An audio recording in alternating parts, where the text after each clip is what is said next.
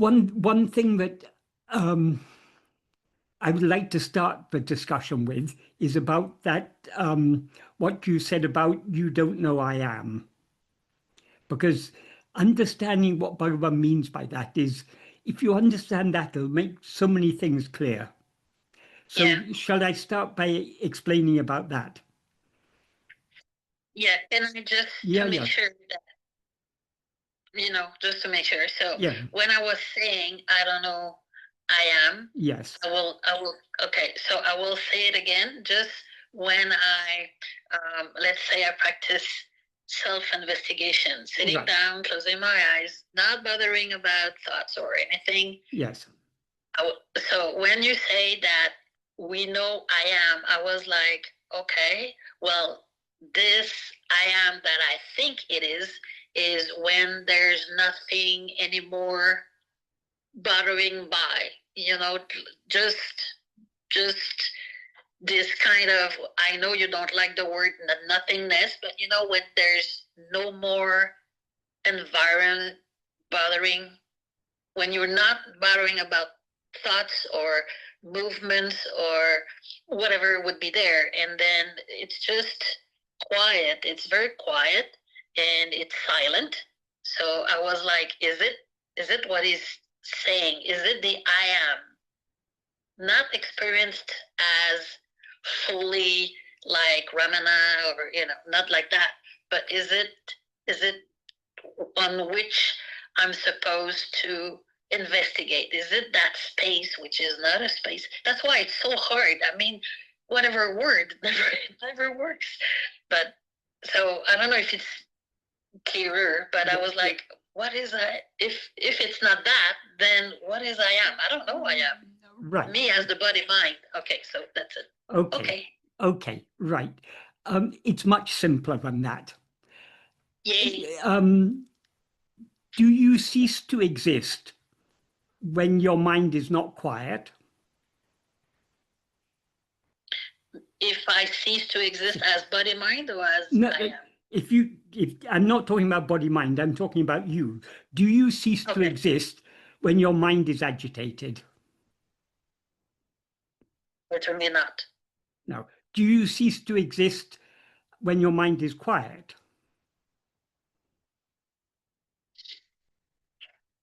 Well, no, but then the thing that I think is the body mind. So that's why this is where it's confusing to me. But the exist when you oh, I'm so sorry. Okay, go. No, we're not talking about the body mind. We're talking about I. We're talking about your being, your existence. Yeah. So this is where I get confused. Right. Okay. So whatever may be the state of the mind, you exist. When the mind is active, you exist. When the mind is quiet, you exist. In waking state, you exist. In sleep, in dream, you exist. In sleep, you exist. There is never a moment when you do not exist. Do you agree with that? Yes, but I'm sorry. I know and I hear what you're saying and I know what you're saying, but the only thing that seems so far to me is I think I exist as body mind. So that's why it's hard to say a full yes. Okay. No, I should. Even, because even if you exist as body mind, you cannot exist as body mind without existing. Yeah. In order, I understand that. in order to be aware I am this body, you first need to be aware I am. Yeah, that needs to be there for the ego. Yeah. To show up. Okay, that's okay. So I am is simply our being and our awareness of our being. So awareness of all other things is superimposed on top of this awareness of our being, the awareness I am.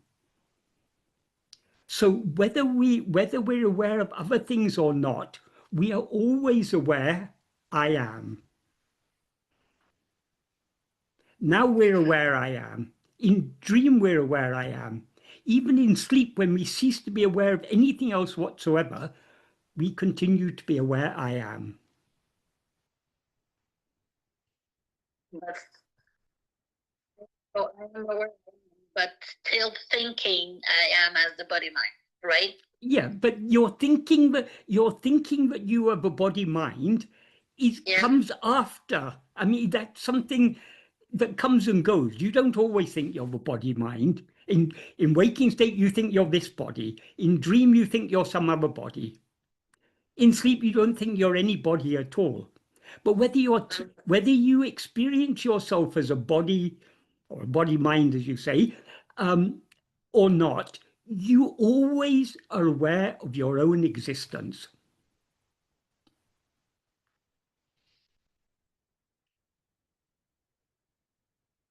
Well, how can I?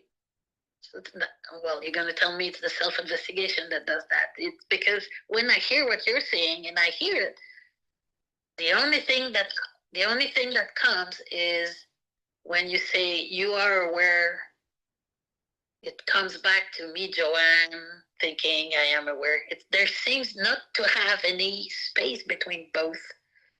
I know what you're saying, and I can see it as being aware. It needs to be that to be aware of everything else after that.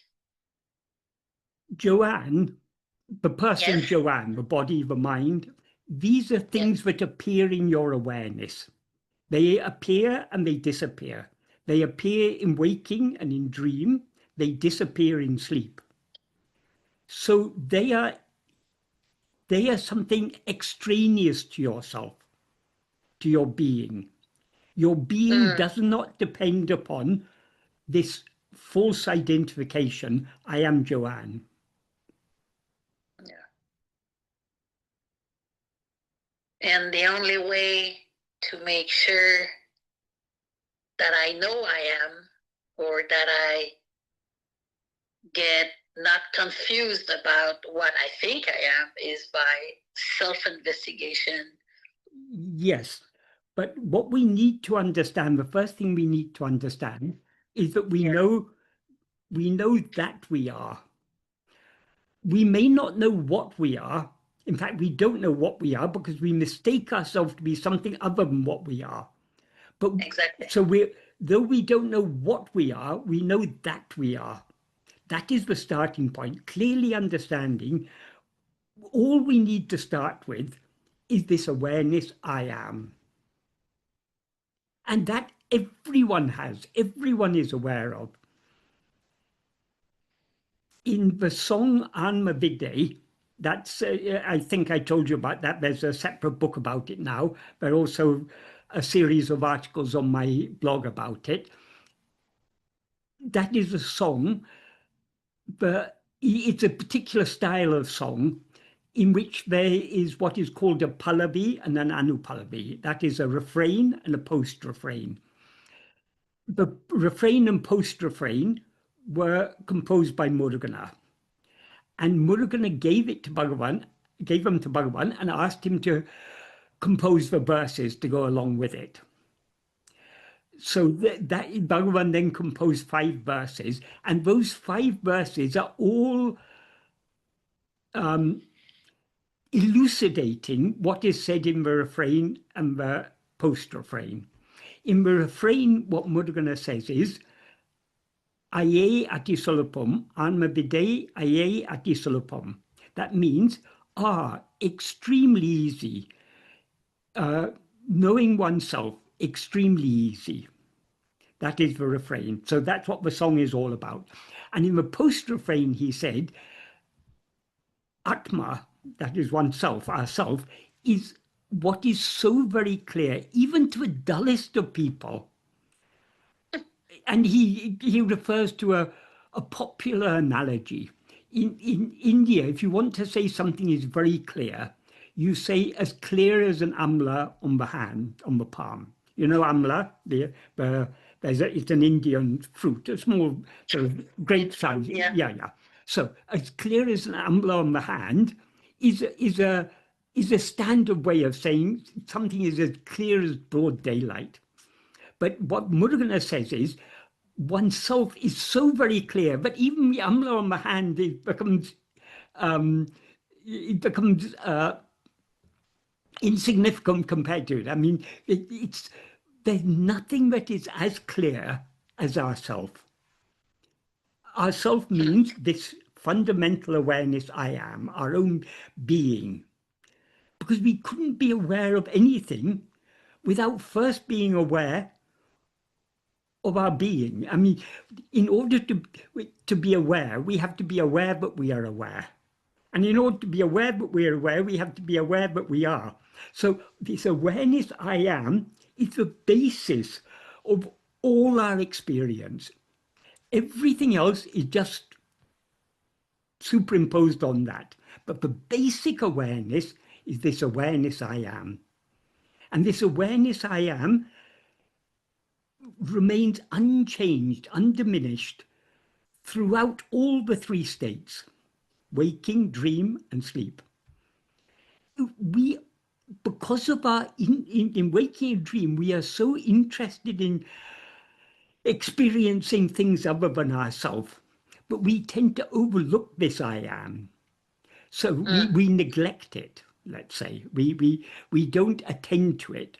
But even when we're not attending to it, we are always that. I mean, it's always, even, I mean, I was about to say it's always there, but then that makes it sound like something other than ourselves. That is what we always essentially are.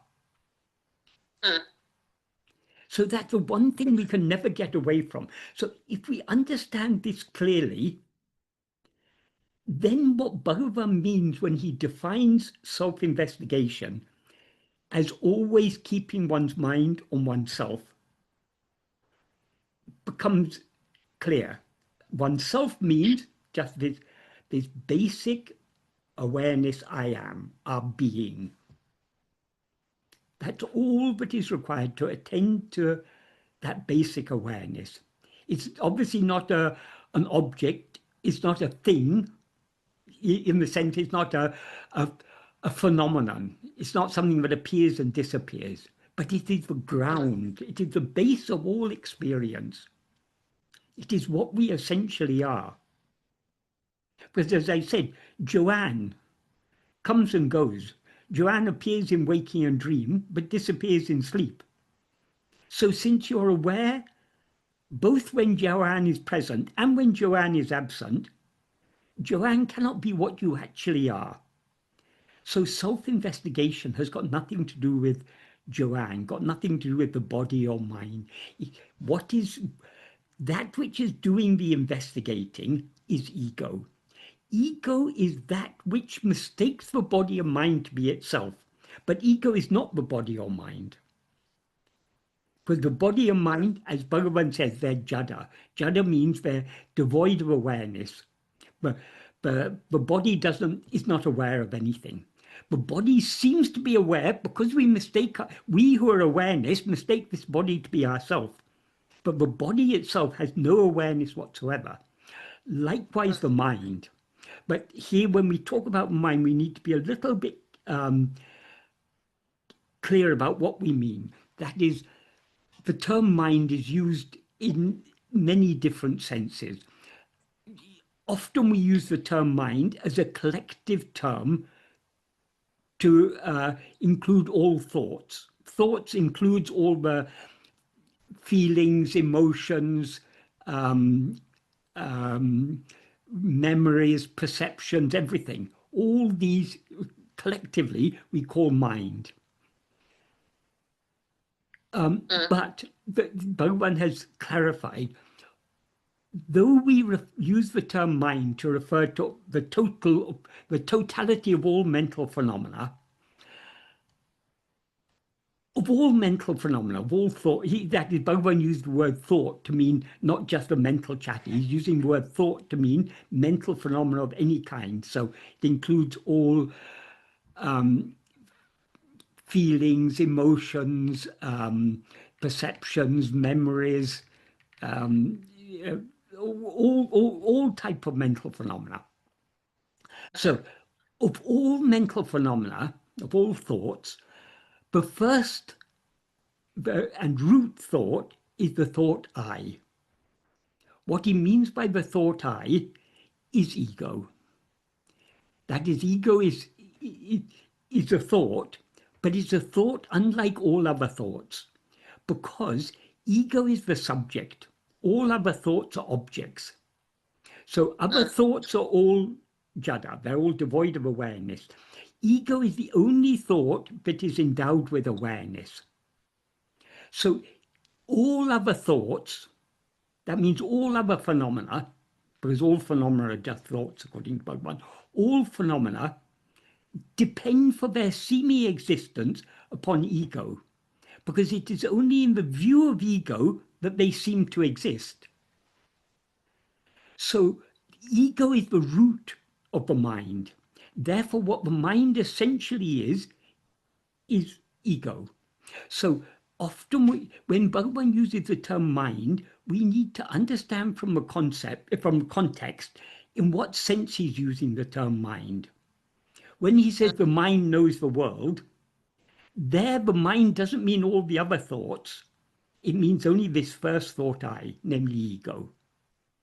So mind consists of two, basically mind can be divided into two elements, the subject and all the objects. The subject is ego, the knower, the experiencer. And ego, though it is a thought, it's a thought unlike all other thoughts, because all other thoughts are devoid of awareness, whereas ego is the only thought that is endowed with awareness.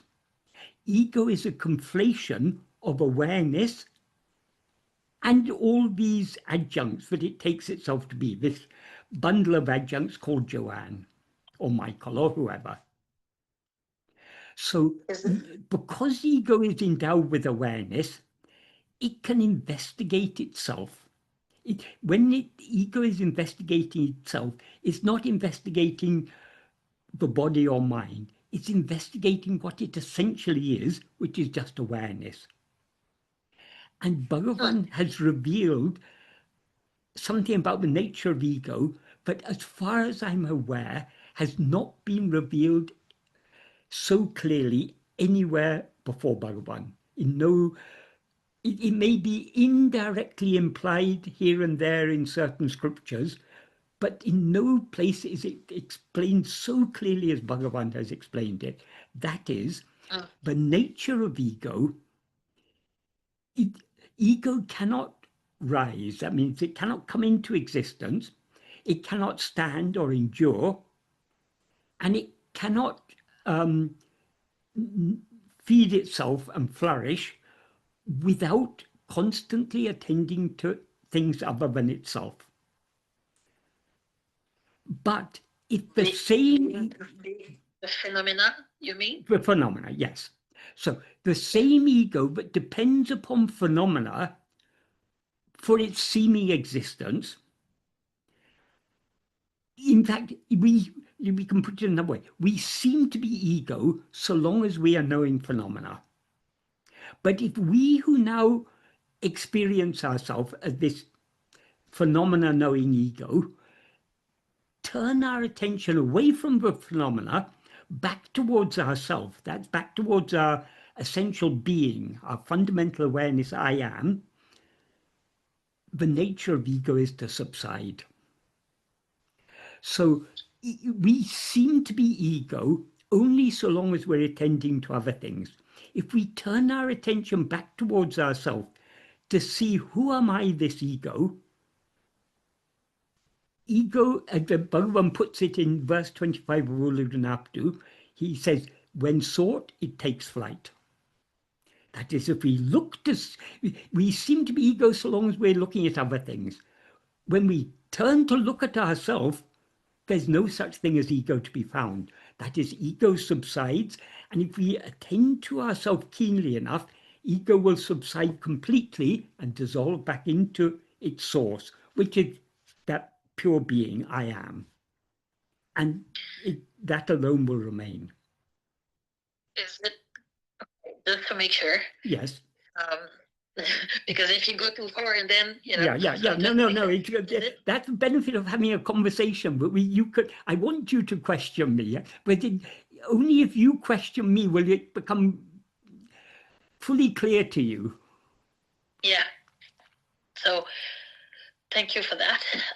So when you say the ego, which is the only thought that is aware, Yes. is it what is mentioned as the first person? Then there can be the second and third person. Exactly. So the first person here being the ego, yes, who's aware of all phenomena, which will become second and third person. Exactly. And, okay, and then, so if we don't care about phenomena, which Yes. will be the thoughts and Yes. whatever that, every phenomena that I would see or hear, if I don't bother about the second, third person, which all phenomena, and so this is what I'm gonna see as the awareness, the I am, the being is the first I, the first person, the thing that is aware of everything, every phenomena.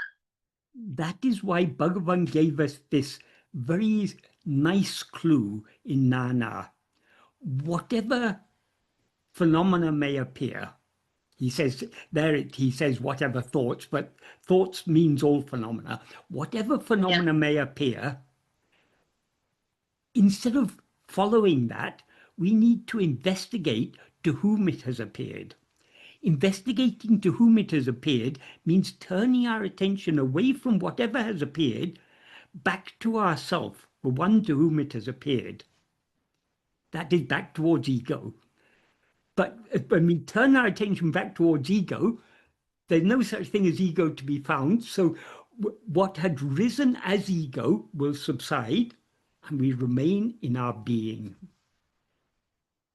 Okay, so when you say that not following the phenomena, but to investigate to whom it happened or to whom it been shown, like whatever, what and I imagine it's everything, it's for everywhere, every phenomenon. If I look at to whom, there is nothing. I can't even know where it started from. Okay.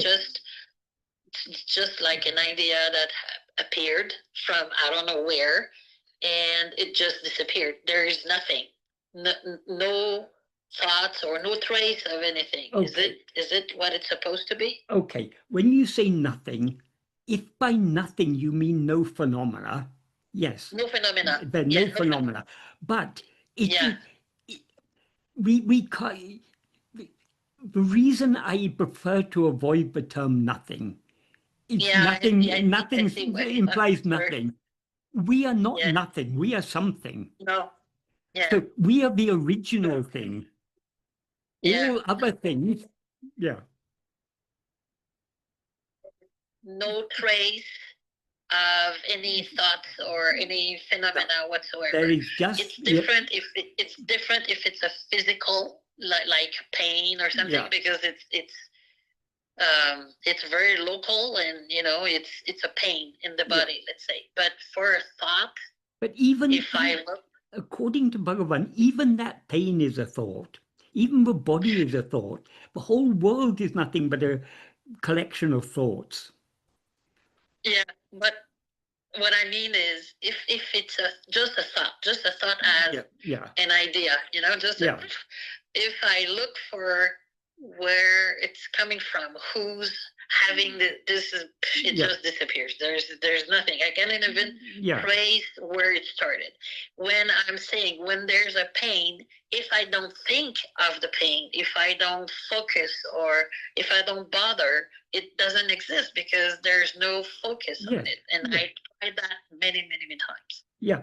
It's all a matter of attention. Yeah. If the attention, well, sometimes, there's a lot of pain, so it's there. Yeah. But if I put my attention elsewhere, whatever elsewhere, like I have to drive or something, the pain is not even there. So this is a very interesting thing to try because it's amazing. It's like there's no pain. Yes, So yes, absolutely, absolutely. That is the problem with pain. Pain is very demanding on our attention. But as you yes, say, if we divert our attention towards something else, or sometimes we can even cope with pain just by observing it. yes, When you just observe a pain, it somehow loses its painfulness. yes. Because if you, It's because true. It's very different. when It's you like, when you just observe the pain, there's a type of acceptance there. Okay, some phenomena yeah, appear, I observe it, but the most effective way to deal with pain or with any other thing is to observe ourselves, our own being. To the extent to which we can focus our attention on our being, on I am, we are thereby withdrawing it from everything else. And to bring the attention to I am yes, instead of yes, the yes, focus on yes. pain or whatsoever. Okay. But because we have sorry, I'm going to use one or two. I'm trying to keep Sanskrit terms to a minimum, but there are certain technical terms that are very useful to understand. Go for it. I Yeah, mean, it's yeah, fine. As long yeah. as you I will translate. explain. I will explain. That is, there is a term Bhagavan, you will find Bhagavan often using in Nana and other places. That is Vishaya Vasana. Yeah. The meaning is very simple. Vishaya means phenomena. So any type of phenomena is a Vishaya. Vasana means inclination. So Vishaya Vasanas are our inclination to attend to phenomena.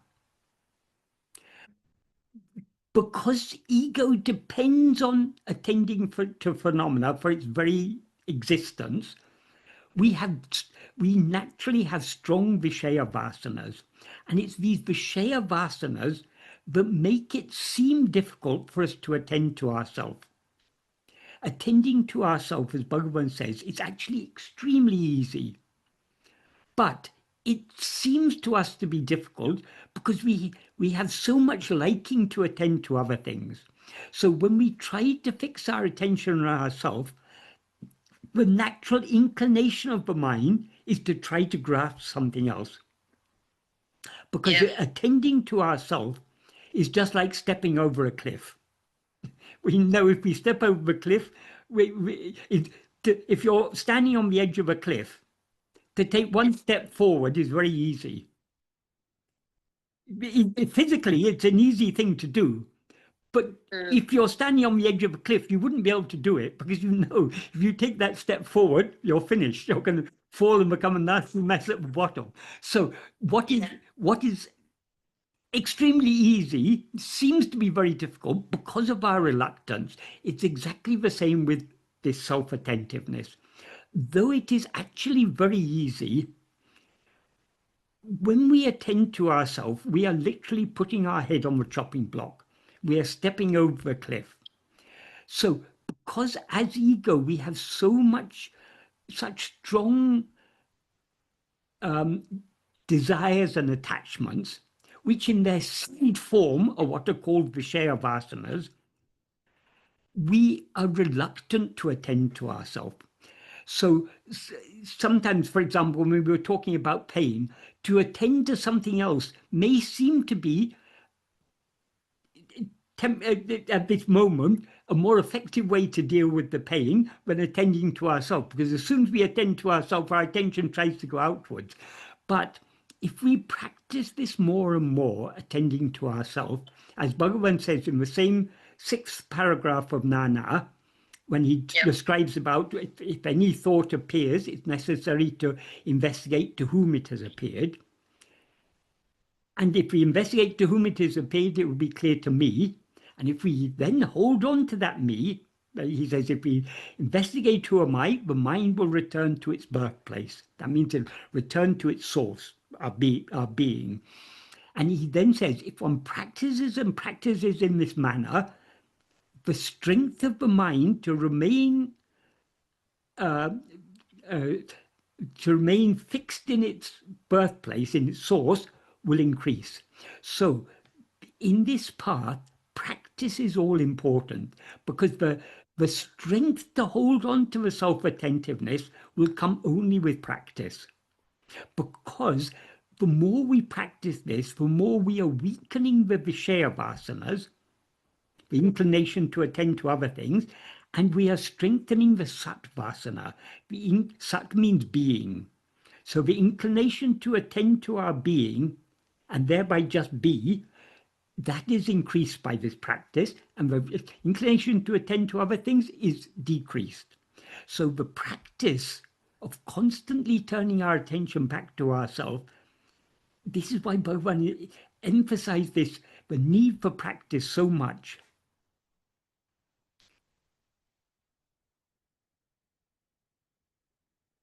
Is it clear what I've been saying so far? Yes. Okay. Because it stopped. I was waiting. I was No, like, I was okay, just maybe this waiting to is see going. whether Yeah. I mean, this is actually what we've talked about now is all. If we understand this clearly, this is all we need to know. Of course, it doesn't mean that we just understand this and then we never read Bhagavan's teachings again, because the nature of the mind is to constantly go outward, and we need to be constantly reminding ourselves, constantly encouraging ourselves. So reading Bhagavan's teachings, thinking about Bhagavan's teachings is a very great support in this path. But essentially, all we need to know, all we need to understand is this practice. If we understood this practice, and put it into practice, and pursue this practice, persevere in putting it into practice, it will, that's all that's essentially required. So a while back, it's the fact that the ego seems to have at some point, for weird reason, appeared. Yes. And from there, there's this idea of being me as me, body, mind, Johanne. Yes. And going through life with Yes. different things. So more distractions outside that will be interesting or very disliking, the same at some point. Yeah. So the ego will be nourished more and more. Yes. And very active by all of those distractions, that being Yes. either a very busy mind for some people, or what will be as material stuff, or other people. Okay. Yeah. So the fact that I still don't understand, and I'm not the only one, still don't understand how come we're here. That's the first question that appeared out of the blue 50 years ago. Yeah. Like I was like, I got struck by that question suddenly. I was 12, and I was like, why are we doing what? Why? And still then, it's like, so I don't think I will have any answer on that. But no, so, Bhagavan has given an answer on that. He says it's asking how or why is the wrong question. Yeah. Instead of asking why did ego come into existence, how has ego come into existence, rather than asking that, we need to investigate, what is this ego? Has it actually come into existence? If we investigate this ego, we will find there is no such thing. There never was any such thing. That is, we seem to be ego only so long as we're looking at other things. If we look at ourselves, there's no such thing as ego to be found. So by looking at ourselves, by being self-attentive, we bring about the dissolution of ego. And when ego is dissolved, it is dissolved in such a way that it will be clear that it never actually existed at all. It's not like self-realization, as people call it, is something that is going to be attained in the future, and from that moment onward, we will then be enlightened or liberated or whatever. No, according to Bhagavan, we are eternally liberated. We're eternally enlightened. We just overlook the fact because of our interest in other things. Instead of attending to other things, if we attend to ourselves, that which is aware of other things, namely ego, will dissolve and be found to be ever non-existent. So when liberation is attained, it is found to be eternal. Not eternal from that point onwards. Eternal means beyond time. That ego doesn't come back. Yeah, time itself is a phenomenon that exists only in the view of ego. There's no time in sleep. We think there's time in sleep because when we wake up, our clock tells us 6 hours or 8 hours have passed. But actually, while we're asleep, we don't experience any time.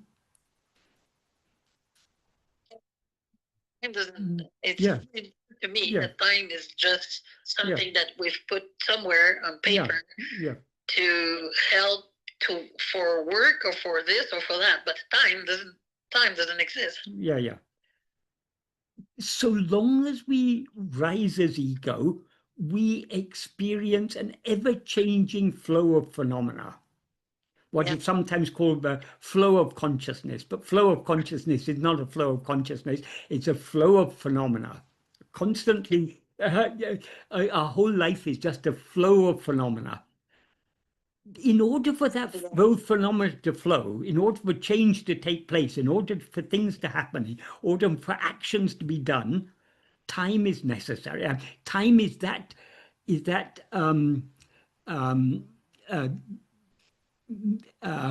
dimension, if you want to call it that dimension in which change occurs. If there's no change, there's no time. So in being, there's never any change. So being is timeless.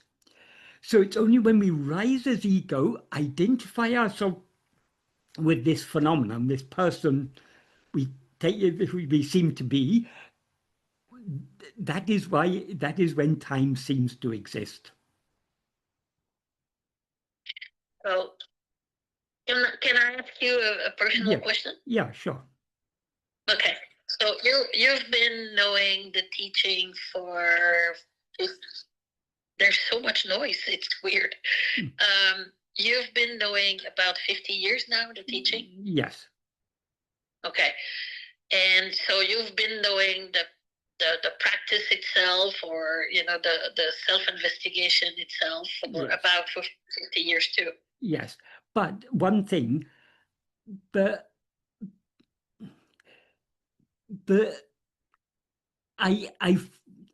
I first read Bhagavan's teachings, I was reading English books, and it wasn't entirely clear what self-investigation actually means. And in some books, like Arthur Osborne has written that we need to attend to the heart, 2 digits to right from the center of the chest. That seemed to me to be wrong from the start. But what exactly is self-inquiry, as it's put in most English books? What is this self-inquiry?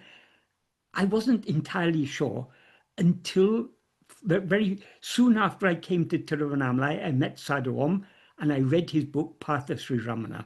As soon as I read Path of Sri Ramana, I was convinced. Self-investigation means self-attention, self-attentiveness. So that was, well, it's next year, it will be 50 years since I came to Tiruvannamalai. So it's nearly 50 years now, but I've understood that self-attentiveness is the way. But what self-attentiveness is becomes clearer and clearer as we proceed along the path. So, and that not only what is self-attentiveness, but all of Bhagavan's teachings become clearer and clearer as we follow the path. So none of us can say that we have a perfect understanding, but understanding is something that unfolds as we proceed along the path. Okay, so, but when you say that the teaching itself gets better, and I imagine, like anything else, the more you practice or the more you're into it, the more it comes as more understanding of it. But is there, outside of knowing that I exist as a being, knowing that self-attentiveness is important and it's what needs to be done, is there something, when you talk about the teaching itself, there seems to be more into it? Is it more as long as I practice self-attentiveness more and more, the rest, I can read it and it comes surplus. It comes, it's good. But or is it, no, you have to practice self-attentiveness, but there's this, you have to read it, and that, and that, and that, because you have to learn this, and this, and that. No, you don't have to learn anything. Bhagavan used to say, in this path, it is not so much a matter of learning as unlearning. The benefit... I want to realize, like, in 10 years, let's say, that, I should have this, and I should know that by now, and this, and because I'm on my own here. I have no one, so I just want to make sure that what's important is to understanding deeply I am, and then self-attentiveness, and from that. Yes. But though that is definitely true, Bhagavan's teachings are a great aid to us, a great support for us on this path. So for more, and Bhagavan's teachings are extremely simple. The basic principles of his teachings are so simple.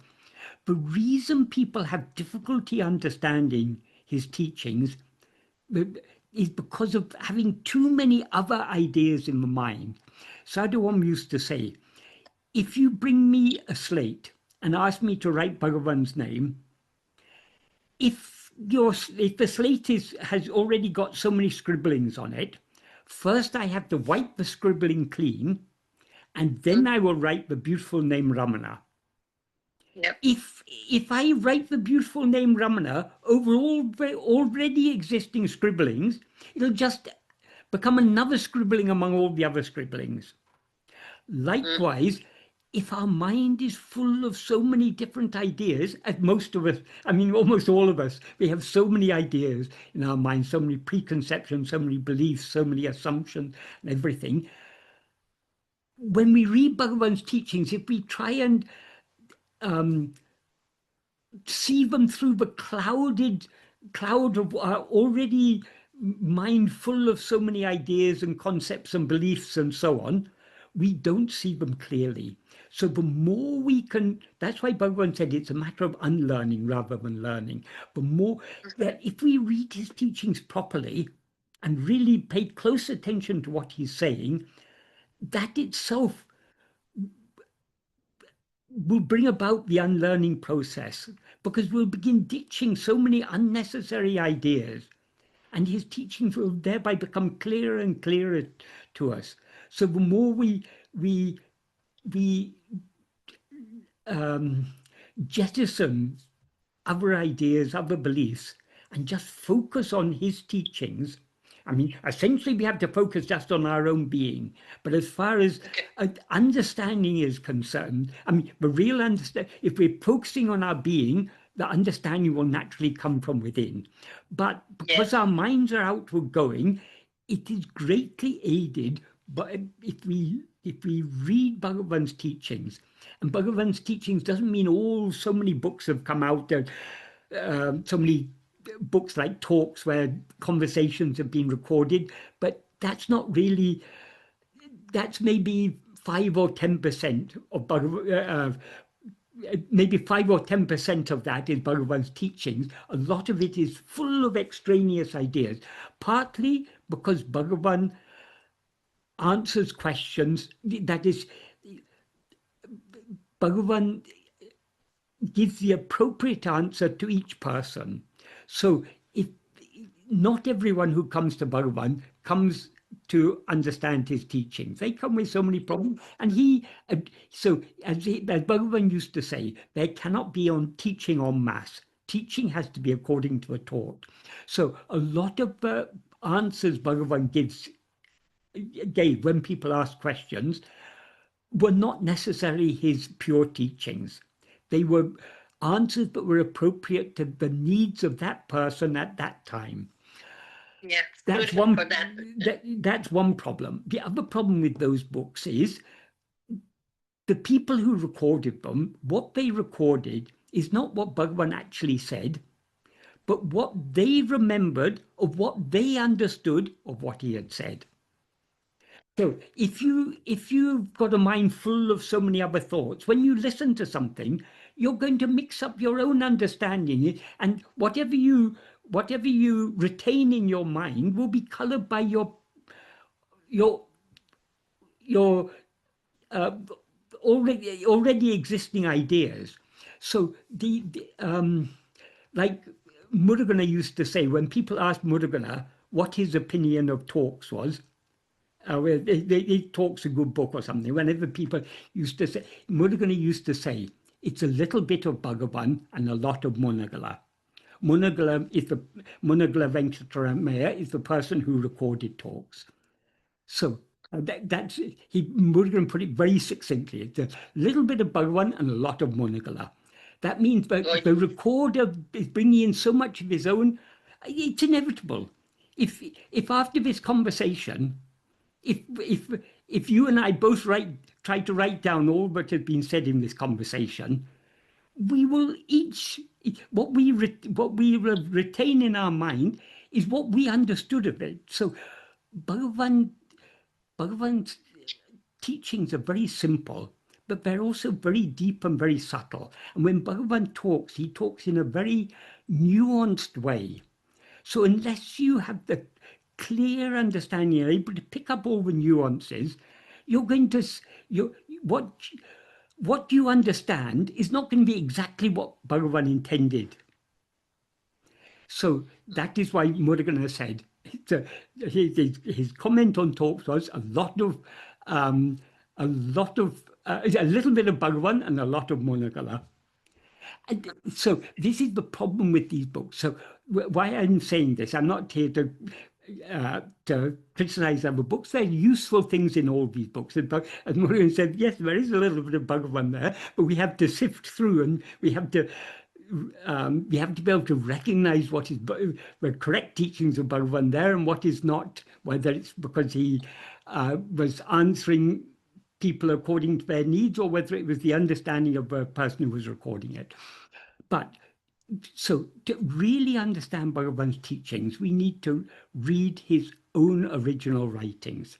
That doesn't mean, I mean, for those who are fortunate to know Tamil, that's a great blessing. But even those who know Tamil often don't understand Bhagavan correctly. So language is not everything.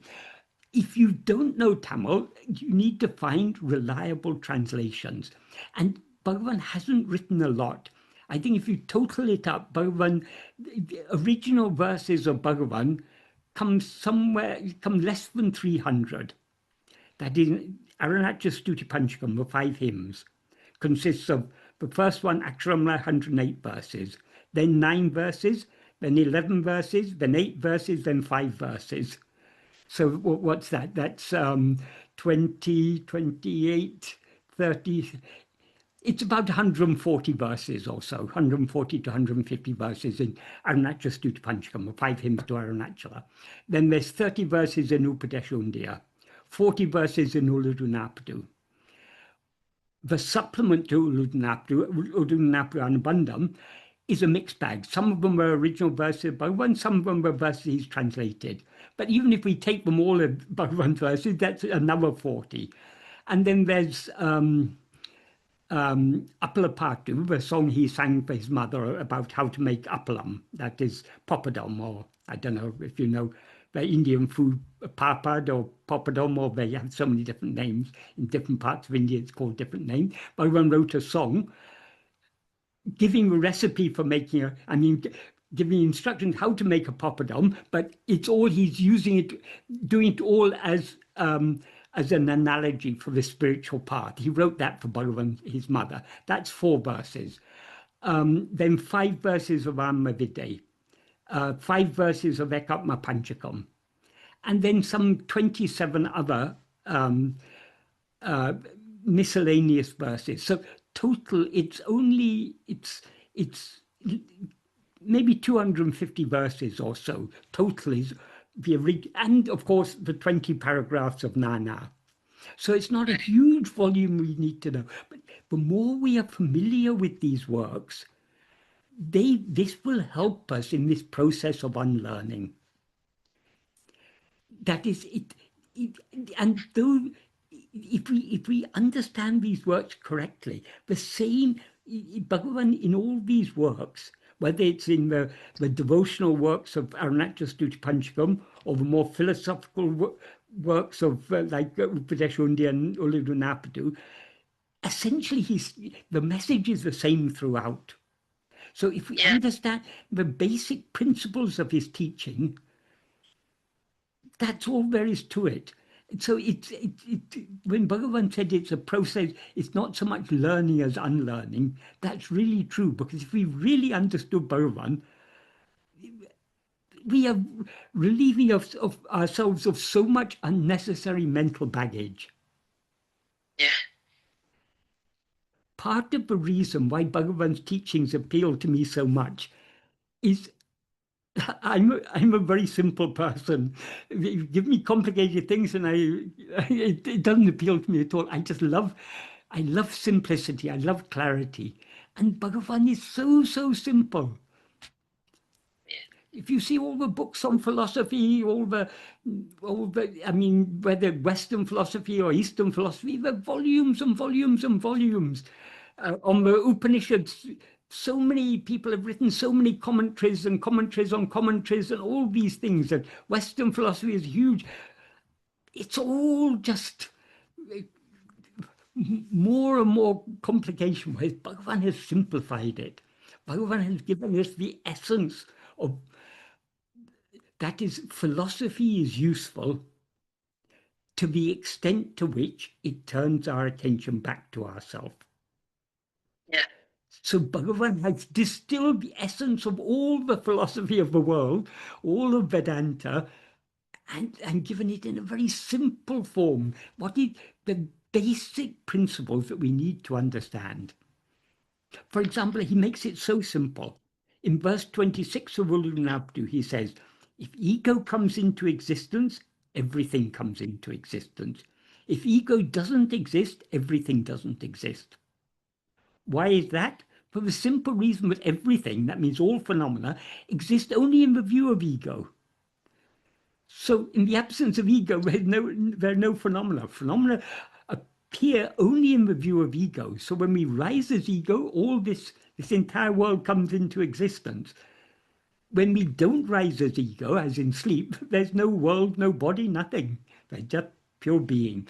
So he says, if ego comes into existence, everything comes into existence. If ego doesn't exist, everything doesn't exist. Ego itself is everything.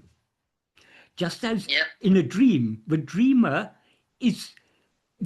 mind is seeing itself as the dream world. So we as ego are seeing ourselves as all this world. So this world is nothing but an expansion of ego, or an extension of ego, we can say. And then he concludes that verse by saying, therefore, investigating what this is means what this ego is giving up everything. Because, as he had explained in the previous verse, if we investigate ego, ego will subside and cease to exist. When ego ceases to exist, everything ceases to exist. So by merely investigating this ego, we are giving up everything. So this is the ultimate path of renunciation. It's not, Bhagavan didn't attach importance to external forms of renunciation. He said that all comes according to prarabdha, according to destiny. Some people are destined to be married, some people are destined to be to live a life of renunciation, that is all external. The real renunciation is turning our mind within and thereby subsiding back into the heart. So, two things. So that's why I was asking, outside of knowing and I am and going back to attentiveness. So the reading, like Uladu Narpadu, Yes. all the verses that would be from Ramana, Yeah. reading those are just an aid into exactly. Okay. Exactly. Okay. They're supportive. But that in the teaching ultimately, itself, yeah, no, that's all there is to it. And then this is what Bhagavan is teaching us in Nana, Ulivunapru, and all these other works. This is the basic, the essence of it all is just this. Okay. So about the Uladu Norpadu, the book that Chandra did from your website, yes. Because it's easier to have it under a book instead of going in front of a screen and reading all the blogs. So is it is it like the Who Am I book that she did? Have you seen that book? Is it all from your website? So it means that it's very reliable, or that is like... Well, she has the translations there are my translations. I do have both these books, but I haven't read either of them, I must confess. But basically what she's done, she has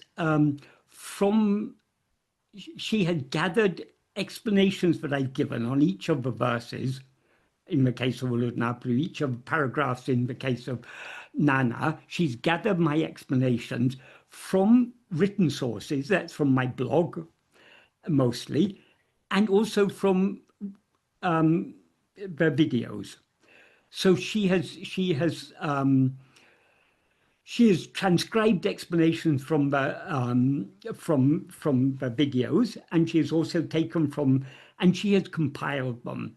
So inevitably, when someone is editing and compiling, there will be there's a certain amount of interpretation. That is, there's a process of, she has to select which explanations, and she has to link the different explanations given at different times, link them together and everything. So inevitably, as a compiler, as an editor, she has her input, but the basics are what I have said. So I cannot, because I've not read it, I cannot endorse it, but I believe that what she has done is, well, it's, as I say, it's inevitable, but her own understanding will have colored what is there, but it's basically, it's based to a very large extent on what I have done. And she has tried to, what she has tried to do is to compile my words and link them together into a coherent exposition. Okay. So, but you, about because you're mentioning Uladu Norpadu so often in so many videos. Yes. Verses 24, 25, 26 seems to be very important too. Yeah. Outside of your website, have you put that together as a book? No. No, it's already on your website. It may happen later on, but the translations are there on my website, and the translations of Uludnapyu, many of these works, underneath every verse, there are many links. Those links are to places where I have discussed that verse and given explanations. So, I mean, I've explained these verses in so many times, in so many ways, in so many different, applying them in different contexts. If you observe my videos, most of my answers to questions, I am just drawing people's attention to what Bhagavan has said in his own original writings in Uludunapadu and Nana and so on. Yeah. Well, that's you were mentioning earlier about the fact that the mind is so busy with so much philosophy and Westerners books. That's one reason, and I'm lucky for that. I've never been interested in reading this and that, this and that. I'm like, I see what it does to people. They get so confused because it's one religion doesn't believe in karma, the other one does. The other one, I mean, oh God, how can you? At some point, it's very, very confusing, and it starts to be strong beliefs, and they cannot get over it. So it's just arguments, it becomes argumentation. That's it. So I'm not interested by that. Since the beginning, I've been interested only in if it's from Ramana. Nothing else. Right. That's all. Jacques gave me tons of books, and I was always asking him, is it from Ramana? And he was like, well, nope, don't want it. Because I'm not interested to have, because for me, it will be anyway translated, because again, I'm sorry, but I don't read Tamil and I don't know Sanskrit, so it will be translated anyway. So I want the purest translation as possible. I don't want to be deluded by 4 people who have, all speak English, but like you're saying, and it's normal, the first, the second, the third, the fourth one, all English, I'm pretty sure it doesn't look like the first one. Because, it's all filtered and it's all changed, and I'm not interested by that. It's more and more, I'm more into Ramana as my life. There's nothing left. I'll go to the grocery. That's it. I don't do anything anymore. I'm that's why I get so stuck with that, because something calls me. Something is, like I mentioned a few times, I didn't choose to let go many things or many people or this or that. It just happened. But I didn't hold on them. The conclusion that I had one day was to see that everything was emptied itself. Everything was going away. And I was like, that's interesting. And because I knew Ramana teaching and I knew Ramana, it became very, very clear that certainly, for some reason, in this life at least, now it needs to be that and nothing else. Well, you're lucky, but because so many people were curious about this guru and that guru and this teaching and that teaching, and this is all, it encourages the outward going inclinations of the mind. Whereas if we focus on Bhagavan's teachings, it will encourage us to go within more and more and more. I think that whoever's following whoever, if this is what they want to do, they should go full into it. Because again, if you're mixing like a bee going on every flowers, at some point it gets so confusing. And this is what I said quite a few times in many videos. It shows when you have someone, they don't even know, they don't even have to say anything. Just the kind of question they will have. It's clear that they read many, many things, and now it's like, it starts to be more confusing because there's so much belief striking at the same time. It's a choice, and I think I'm lucky indeed. That's why I see the fact that I'm so in love with Ramana. There's nothing else anymore, and it would be very crazy not to see clearly that it needs to be that. It needs to be around Ramana's teaching for the rest of this life, clearly, because everything has been pushed away.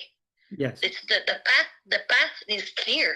I mean, so I would need to be so stuck up, so stubborn not to see it. It's so clear. It's been, so that's why I've been bartering. because Yeah. I need to make sure, I need to Yeah. understand there's an urge for me to that's that's all the reason why everything since January or February, it's all the reason. It's out of respect for you, for Ramana, for that teaching, for your videos.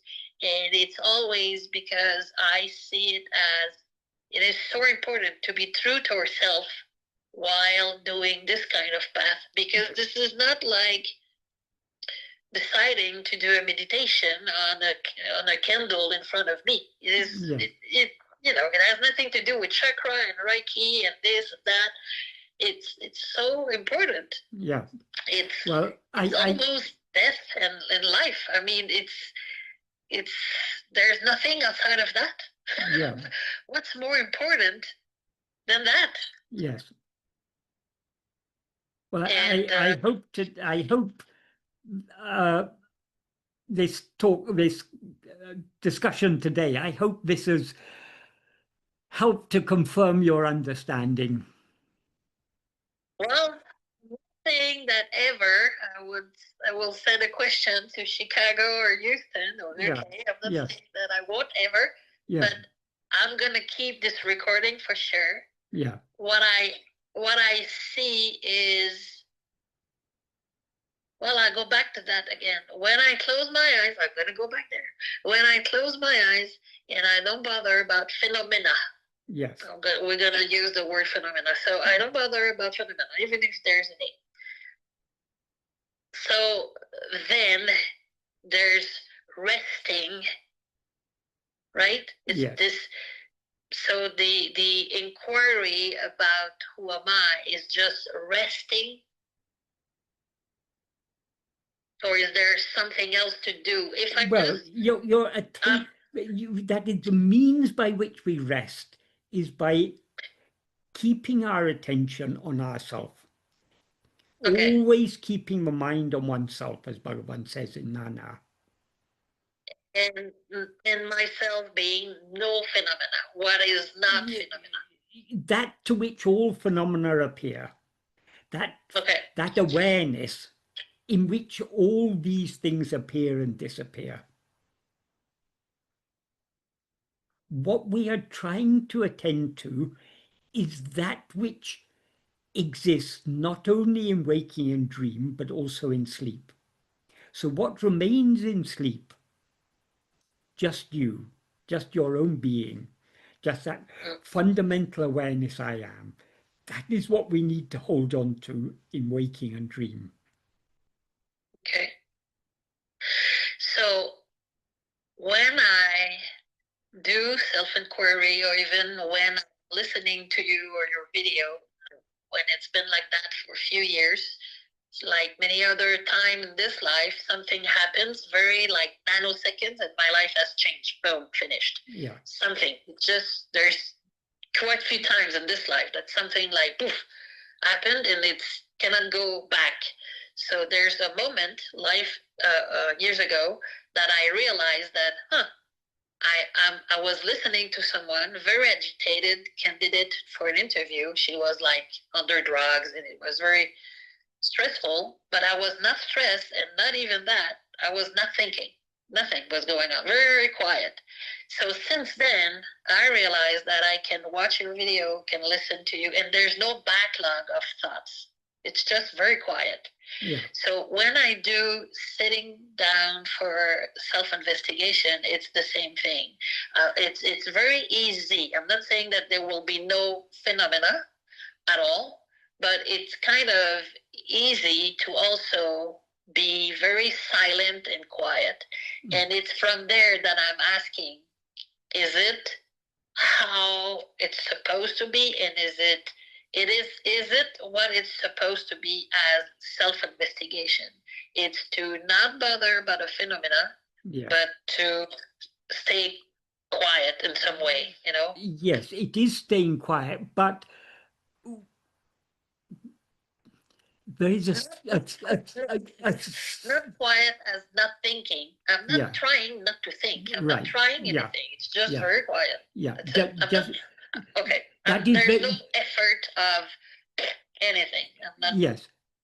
And holding anything. I'm not holding my breath. I'm not holding thoughts. I'm not doing anything. Okay. But when we are really attending to ourselves, we will be our breathing will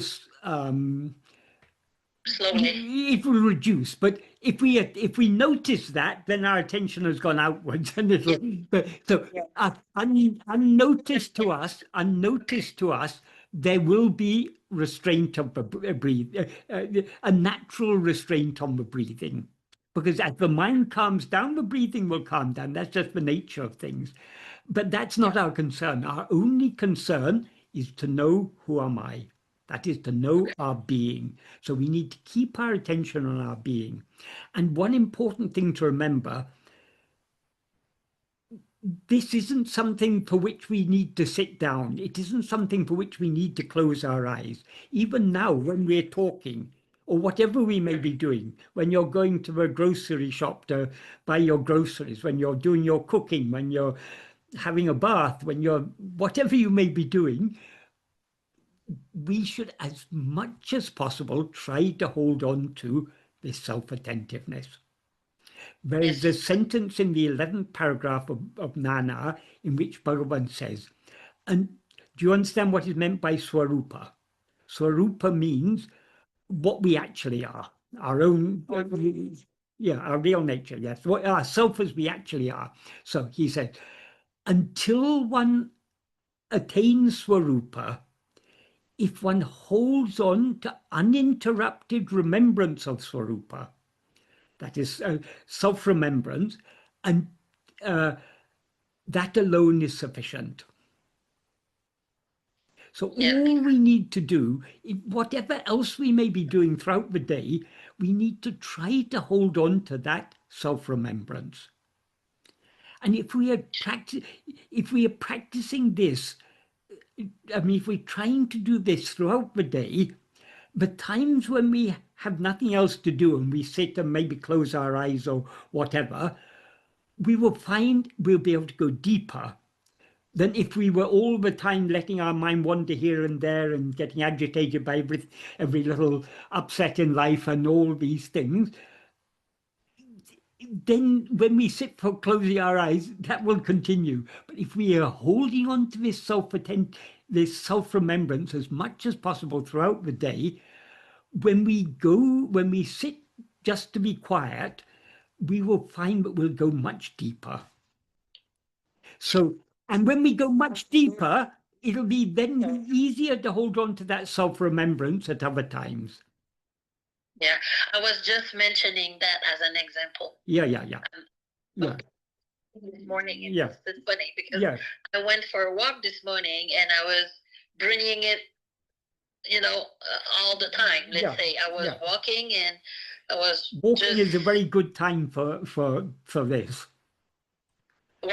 Walking is a very, very nice time for this. Yes, because there's nothing else. Yeah. I mean, it was and today is a beautiful day, and it was morning, so I went and I was bringing the attention again, just to, for sure, being aware of where I was walking, but also just not in any phenomena. Yeah. Okay. This is the not. This is exactly where I wanted to make sure that I understand correctly. And again, I was like, there's no other space, there's no other place. I cannot go anywhere mentally. So if I don't care about phenomena, well then that's the focus on which I should have. It's what's left, which is apparently what I am, because there's nothing else to focus on. If I don't focus on any phenomena, what's left? Yes. Okay. Yes. That is one way of thinking about it, but it's also helpful to think of it not just in negative terms, not just in terms of not attending to phenomena. In classical Advaita, they begin with a process called neti-neti. Neti-neti means na means yeah, it's often translated as not this, but that's not actually quite a.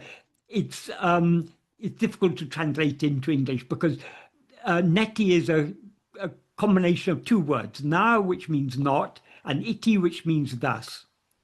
So thus, not. So it's basically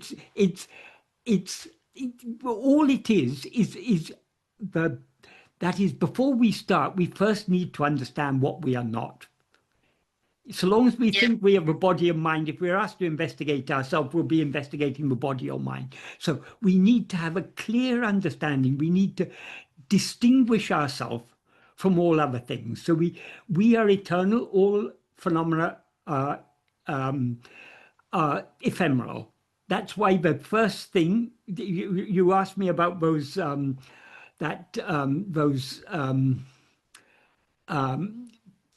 what's called the four sadhanas, and one of them consists of 6. I wrote an article on that. How Bhagavan translated those passages from Vivekananda. I did that back in April.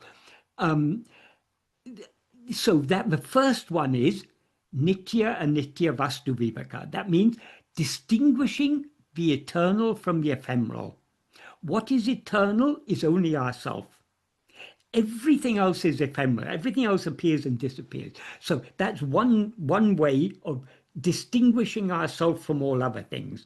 Another is drisya viveka. That's distinguishing the seer from the seen. That means the subject from the object.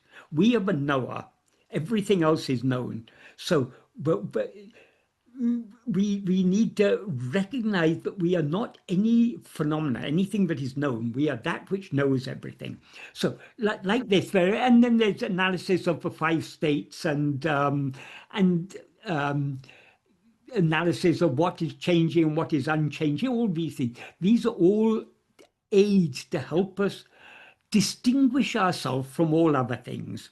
These are all preparatory, but people often don't understand that, and they spend a lot of time going through talking about all the things that we're not.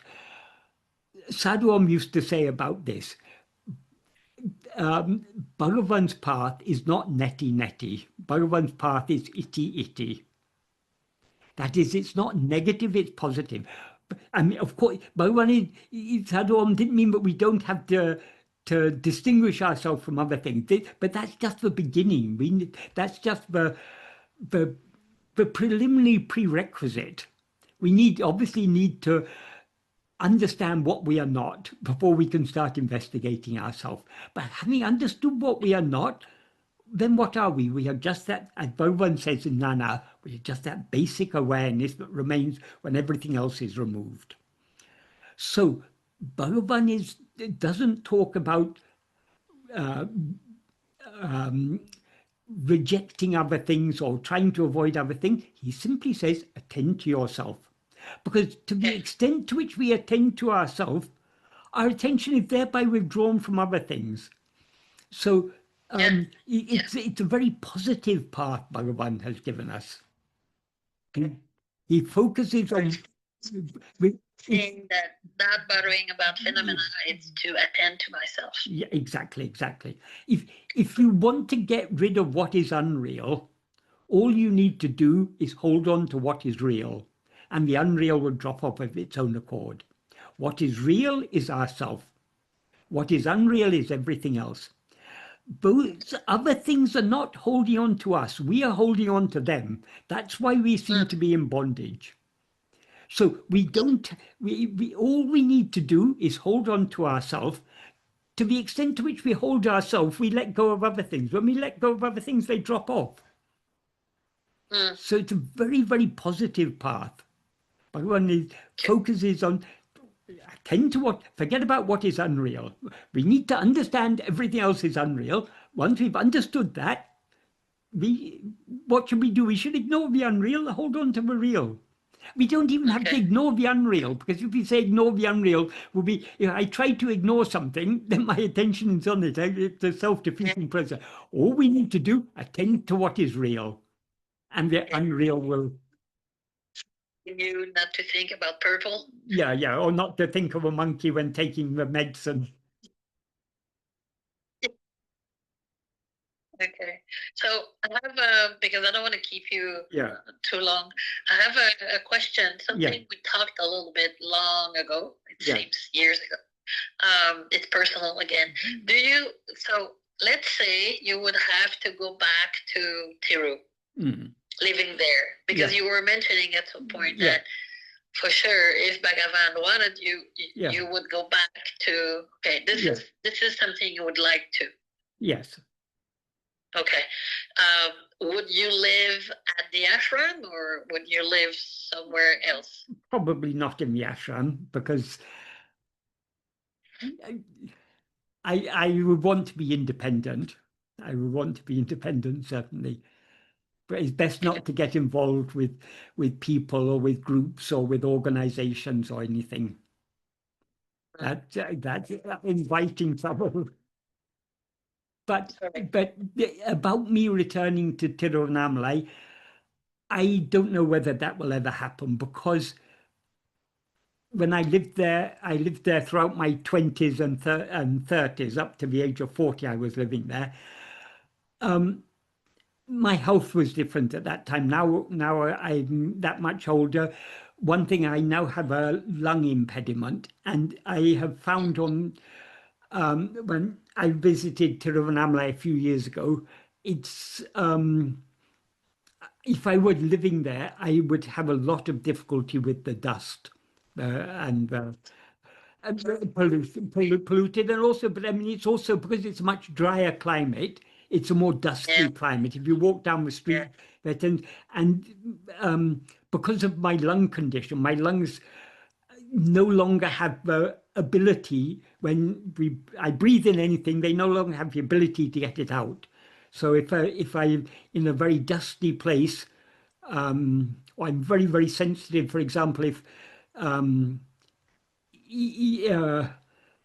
even in a bus stop, for example, if someone is 5 yards away from me is smoking, I will start coughing, even if I don't notice them, because just my lungs are very, very sensitive. So I'm not sure whether physically I would be able to live there for long. I certainly want to go back, but how long I'll be able to stay there, I don't know. But it also, in a way, doesn't matter, because that 20 years I had in Tiruvannamalai, they have, I mean, that would really, particularly the first 8.5 years when Sadhu Om was there, that was my real education. That was my real formative years. And I have very, very happy memories of those times. And though all other things being equal, I would love to live there. If I don't live, I mean, wherever I am, it doesn't matter, because Bhagavan is always with us. Yeah. As Murugan says in one verse in Ramana Sandhi Marai, Murugan says, the whole universe is Ramanashram, because Bhagavan is present everywhere. So where is not Ramanashram? Yeah, that's good. You've been very lucky to be there while Sadhu Om was still incredibly lucky. I myself don't believe it. I mean, how I have this good fortune, I don't know. It's entirely by Bhagavan's grace. Because since then, you've been devoted your life to it. So yeah, but it's all Bhagavan's grace only. It's all his grace. Yeah, but you've been really lucky. So, okay, so the book, The Path of Sri Ramana, which is from or with Sadhu Om, the one I have, this one is reliable. Outside of that, I should stick with your website. Yeah. I mean, okay. Yeah, I mean, I'm not. I don't lay down the law and say you should, but you should be able to get all you need from. Because I think ultimately it's Bhagavan's own original writings. I mean, Sadhu Om's Path of Sri Ramana, that is an elaboration upon what Bhagavan has given us, isn't it? I mean, Bhagavan's original writings of a seed, but blossomed into the plant, the beautiful plant that is the Path of Sri Ramana. Yeah. Oh, I love the book. I love the book. It's a beautiful, beautiful book. Very nice. Okay. So I will do that then. I will go with, well, I printed out the Guru Vakakakove. What I did is to take out all the English portions out of your website. I took out, it gave like 400 pages or something that I printed out. But yeah, so at least that I have, and it's from your website. Because again, I don't want to have, so many people have, I don't know how many versions there is out there of the Ula Dunor Pedu, but there are a lot. Oh, very a lot, like, yes. And it's like, I'm not interested by that. Yeah. So you have to stick around for a while. You have to stay with us for many, many years to come. That's not in our hands. That's leave it all to Bhagavan. He knows what is best. No. So you're not afraid of dying before it happens, before you would have that free liberation. I think the idea of dying is actually quite an attractive idea, of being free of all this this body, but I just hope it doesn't come back. But it doesn't come back again. But I don't come back again. But anyway, ultimately, what's it matter? We've got Bhagavan, and that's all that matters. And by His grace, if we are not saved in this teaching, we cannot. Once we've been caught in Bhagavan, the net of Bhagavan's grace, we can never escape.